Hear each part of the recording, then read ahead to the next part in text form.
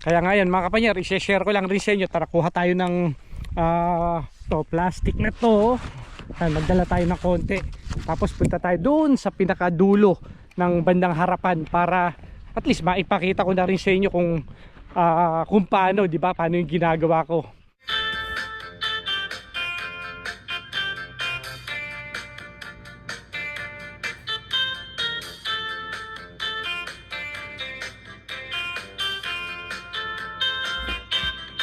Ayan, magandang araw mga kapanyero. Welcome back po sa ating channel. Ito, nandito na naman tayo sa farm. Tuloy-tuloy lang ang ating paggagawa rito, di ba? Kaya nga ngayon mga kapanyero, i-share ko lang sa inyo, di ba? Lagi akong banggit ng banggit sa inyo na maglalagay ako ng plastic sa mga halaman.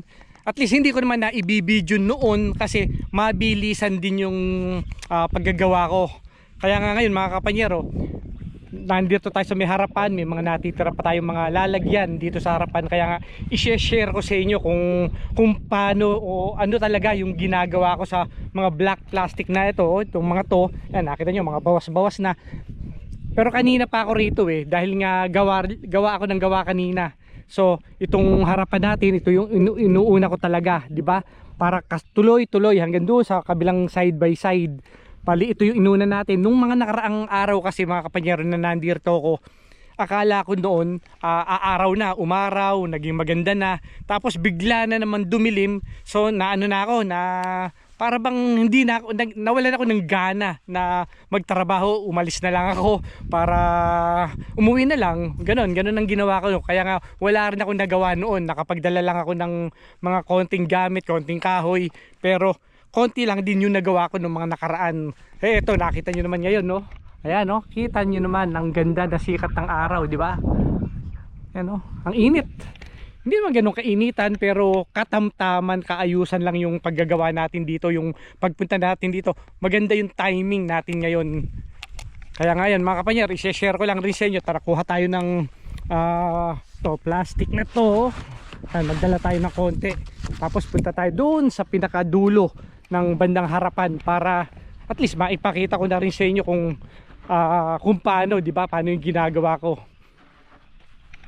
Tama, nakita nyo naman tong ito. Yan, itong nasa harapan natin na to, di ba? Napakalaki, napakaganda ng pagkakatubo niya. Tsaka itong dalawang to, di ba? To, lagi kong sinasabi na hindi ko ina-expect na lalaki ito ng ganito. Na ayun, yung kabilang side na yon, di ba? Ang laki rin. Nang dahil sa ang pagkakaalam ko, ulitin ko lang dito, yung pagkakalagay ko ng cover na to. Di ba? Yan, no? Nakita niyo naman to. Na-coveran tong gilid niya, kaya naisipan kong lagyan lahat ng halaman. Itong mga to, maliliit lang yung cover nito. Na-coveran ko na to ng mga nakaraan na yan, no? Pero dadagdagan ko pa rin, lalakihan ko yung cover niya. Ayan, no?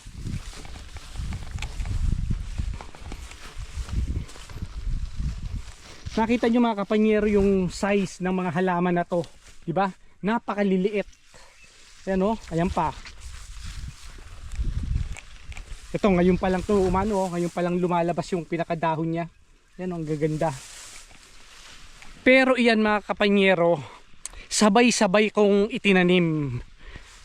Kasama nung dalawang nasa unahan na yun, magkakasabayan. Pero hindi ko nga akalain na lalaki ng ganun yung nasa harapan, na hindi ko malaman kung bakit itong mga to parang nabansot.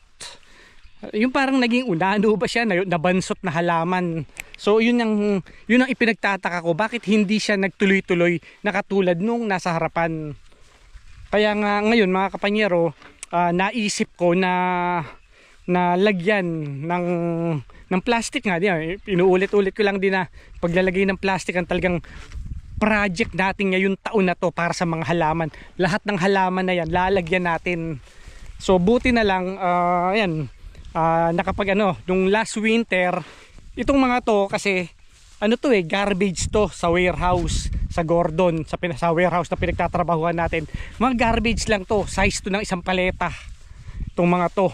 So nung winter, marami yan kasi nagde-deliver ng mga gulay sa amin.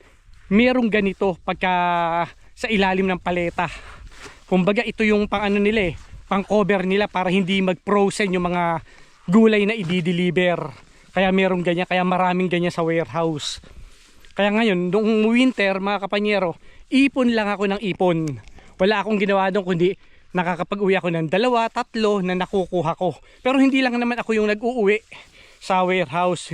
Hindi lang ako yung nanghihingi sa warehouse. Kasi nga garbage kaysa itapon, malaking pakinabang to sa ano natin, sa garden natin tong mga plastic na yan. Kaya hinihingi ko sa supervisor natin. Yan, alam naman yan nila Bonnie. Yan, maraming salamat kay Bonnie. Na alam niya na inag-uuwi ako niya. Nakikita nila ako, basta alam nila na pagkahapon may dala na akong ganyan na bago ako lumabas, di ba?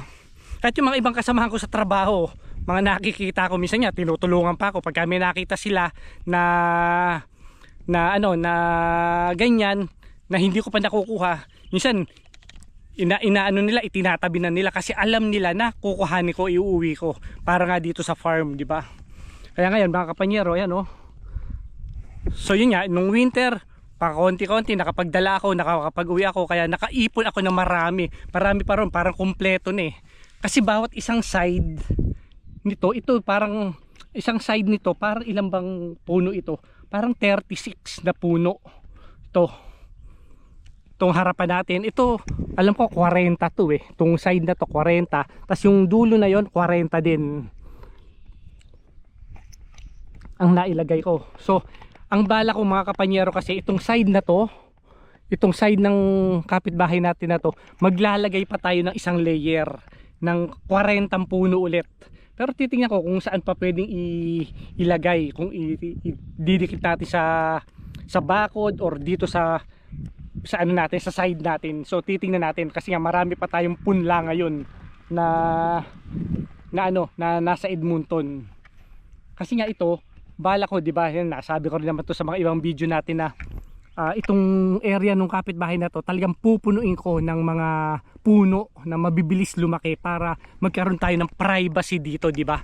Hindi ko sila nakikita, hindi nila ako nakikita. Parang ganun, para maganda, para may privacy, di ba? Yun ang bala ko. Kaya nga ito, naisipan ko na yung paglalagay ko ng cover kasi doon sa harapan 2024 nga pala. Ano ba yun? Oo, mga ano yun eh, May 2024, 24, 25, 26. So parang 2 taon lang eh na biglang lumaki ng ganun, di ba, yung mga halaman. So nakakapagtaka kung ako mga kapanyero, talagang nagtataka ako bakit biglang naglakihan ng ganun.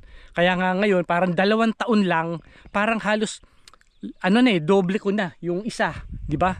Parang nasa 10 feet na yung isa na halaman. So sana yun ang dahilan kung bakit parang nabansot itong mga kasabayan niya na mahabol ko pa. Kung hindi ko man mahabol mga kapanyero, so yun nga, nagkaroon tayo ng backup na punla. Maglalagay din tayo rito ng kahit ilan na pwede.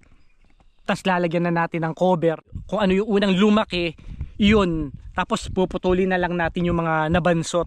Yun ang nasa isip ko Ganun ang gagawin natin. Kasi mas madaling magputol kaysa magpatubo. Kasi pagka nagpatubo ka, talagang taon ang bibilangin. Samantalang pagka nagputol ka, 1 oras lang yan, putol na yan, di ba? Maano mo na yan, matatanggal mo na yan. Kaysa yun naman yung, nakita nyo naman, kailan ako nagsimula ng pagtatanim dito. Nabili ito ng 2019, di ba? Tapos nasayang yung 2 taong ko, 2021 na halos ako nagtatanim dito. Pero ito parang 2022 eh. 2022, 2023 itong itong side na to. Kasi hindi naman kasi sa isang taong kasi hindi naman lahat na itanim ko, di ba? No, isang taon itong side na to, sumunod na taon yung sa kabilang side, ganun lang. Kasi nga talaga nagtatrial lang ako noon, hindi ko alam kung paano ko bubuhayin yung mga halaman dito. Na hanggang ngayon naman mga kapanyero, kung makikita nyo, talagang napakaliliit pa, di ba? Pero ang importante, buhay. Yun naman ang lagi kong sinasabi na sa pagpa-farm, pagtatanim, sa pagga-garden. Talagang napakasaya ko rito kapag dumating ako rito ng meron ng dahon na naglalabasan yung mga dahon sa mga punong itinanim natin. Yun yung pinakamasaya talaga na nararamdaman ko rito. At tulad ngayon mga kapanyero, ayan, mga nag-anuhan, no? Mga naglalabasan pero ang liliit, di ba? Parang 3 taon na to itong side na to. Na ang liliit pa rin. Na sana mahabol natin na hindi pa masayang yung mga halaman na yan, na pagka nag-cover tayo, mahabol yung paglaki niya, na hindi siya magtuloy-tuloy na maging bansot. Ganun yung inaano ko na lang, ganun na lang yung mga iniisip ko, na kahit mainit, kahit na pagod, pagkagaling sa trabaho, kailangan mo matulog kaagad kasi pag araw na Sabado, Linggo, babiyahe ka rito. Hindi naman ako nag-i-stay rito ng Sabado ng gabi, umuwi ulit ako ng Edmonton, di ba? Dahil nga hindi ako sanay na matulog rito. Pwedeng matulog dito siguro sa mga susunod na linggo natin. Pagka talagang mayroong mabilisan, mayroong mga gagawin talaga na kailangan tapusin, maaaring matulog rito. Pero pwedeng matulog na rito. Pero dahil nga 1 oras ang biyahe, para sa amin kasi rito, pagka yung 1 oras na biyahe, napakalapit lang nun. Hindi ganun ka kalayuan. Lalo pa yung karsada rito, napakaganda, di ba? Pag isang diretso lang 'yan. Wala ka namang, hindi naman paliko-liko, wala ka naman dadaan ng rough road. Talagang highway lang, isang diretso, 1 oras sakto. Yun lang. Ganun lang ang kaya umuwi na lang ako sa gabi. Kaya nga ayan mga kapanyero, ito nasimulan ko na to kanina. Ito mga to, ayan to, nasimulan ko na to kanina. Kinukuha ko na yung mga lupa na to para ito yung kokobera natin, itong 2 to. Ng isang pagsasamahin na lang natin yan. Kasi nga, ito yung ito yung nauna. Akala ko kasi rito, patay. Kaya nagkaroon ako ng backup na isa rito. Nagtanim ulit ako noong sumunod na taon. Kaya magkatabi yan. Pero hihintayin ko na lang na kung sino yung unang lumago, kung sino yung unang lumaki, siya na lang. Tapos siguro putulin natin, or kung maganda, hayaan mo na lang para maging para maging madawag tong harapan na to. Tabi-tabi na lang, hayaan mo na siya kung sino yung mabubuhay, di ba?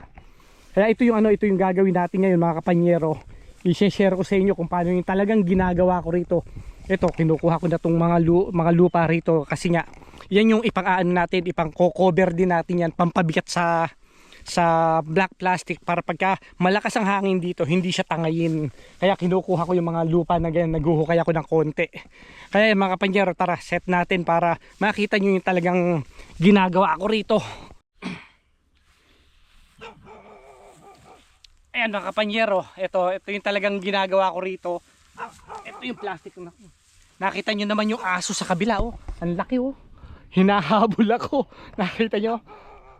Pag ito sumampa rito, sasampa ako sa bakod. Ang laki, 2 yung aso rito. Pero ngayon ko lang nakita tong taon na to. Siguro ngayon lang nila nakuha to. Kasi ngayon lang nagkaroon ng aso rito. Yan ito nga pala, di ba nakita nyo, ito yung plastic na ginagamit natin. Yan.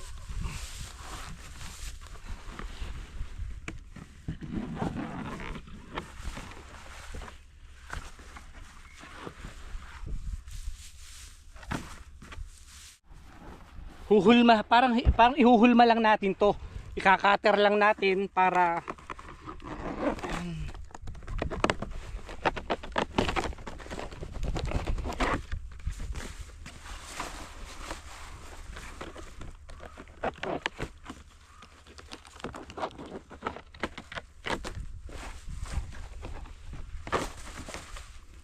yan, parang ganyan lang mga kapanyerong ginagawa ko. Kung makikita nyo, ayan huhulma natin. Ayan, parang ganyan lang. Ayan, parang ganyan, ihuhulma natin. Tapos lalagyan natin ng pabigat na lupa dito para hindi siya tangayin. Ang function naman nito mga kapanyer, itong plastic na to, para mag-moist yung ilalim. Na pag dumating yung talagang summer na napakainit na tuyong-tuyo rito, at least may tubig pa rin sila sa ilalim. Ganun yung nakikita kong dahilan kung bakit naging bansot itong mga halaman na to. Yan oh. Parang ganyan. Kaya nga ito, nakita nyo naman itong mga iba pa oh. Ayan. Yan, lalagyan din natin yan. Ito, nakita nyo, liliit pa. Liliit ng dahon, di ba? Pero at least itong hilera na to, dire-diretso, buhay na buhay. Yan oh. Pero iisa-isahin natin yan, lalagyan natin yan. Pero nung isang taon, mga kapanyero, meron na tong mga plastic pero maliliit lang. Pero ngayon naisipan ko na lagyan pa ulit na isa pang layer para malapad siya, para malaki yung pagka-moist niya, para lagi siyang basa sa ilalim. Ganun yung gagawin natin. Kaya nga naisipan ko na itong lahat na yan, lalagyan ko pati yung kabilang dulo na yun. 'Di ba? Kaya yan, ganito lang ginagawa ko mga kapanyero. Tapos itong pabigat lagyan natin dito kasi dito yung dito lang gagaling lahat ng hangin papunta rito. Ganun pampabigat, lalagyan natin siya ng pabigat para hindi tangayin ng hangin. Tapos itong mga tuyo na to mga kapanyero, kung makikita nyo, yan, kinukuha ko lang rin yan. Aray.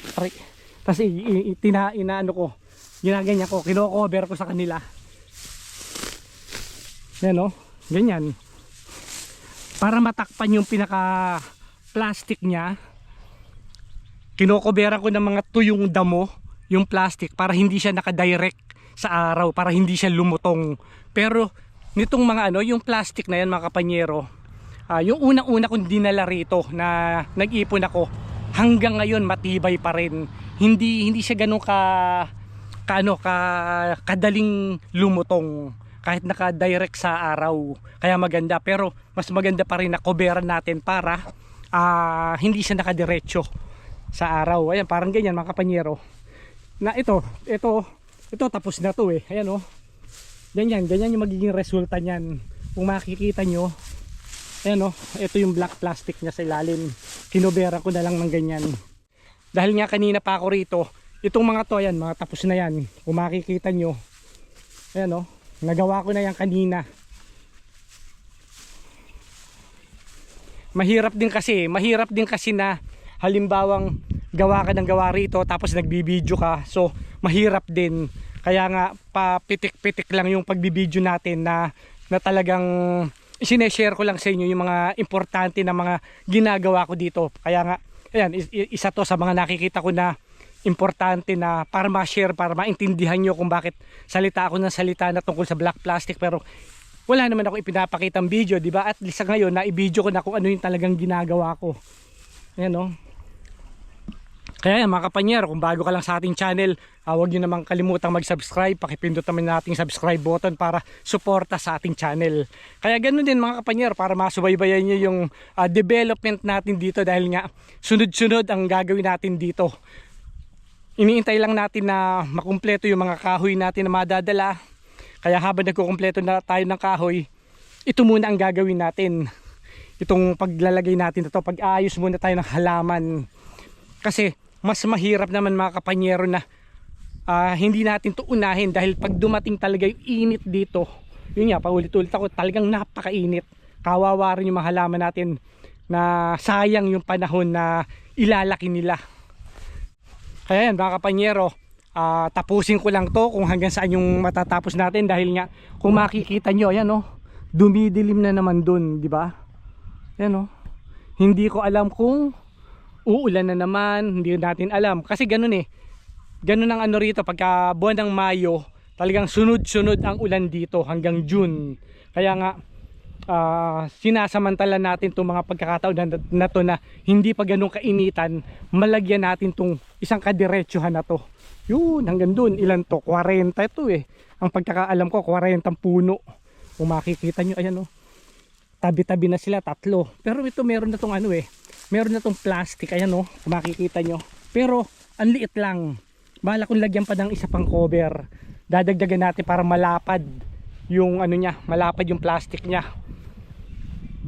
Yan. Kaya yan mga kapanyero, tapusin ko lang to bago pa bumuhos na naman ng ulan na hindi natin alam kung ilang halaman ang matatapos natin. Kaya yan mga kapanyero, maraming salamat. Hanggang sa muli.